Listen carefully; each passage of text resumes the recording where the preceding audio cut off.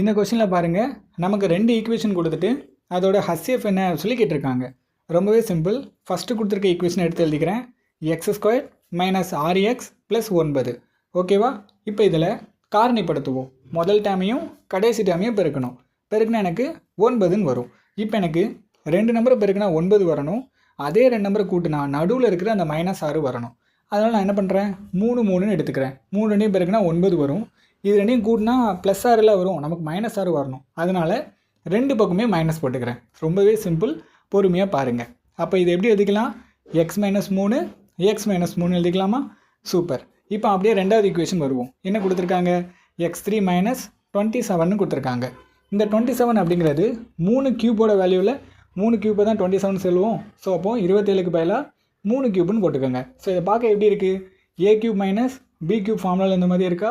So a³ - b³ formula என்ன, a - b a² + ab + b² அப்படிங்கிறத formula. ஓகேவா?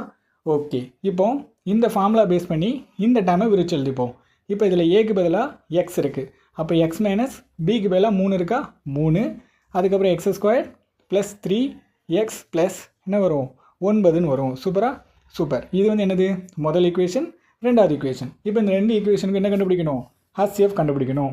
ரெண்டுத்தில் common என்ன இருக்குது, x - 3 இருக்கா. அப்போ இந்த டேமோட HCF என்னது, x - 3 அப்படிங்கிறது ஆன்சர். ஓகேவா?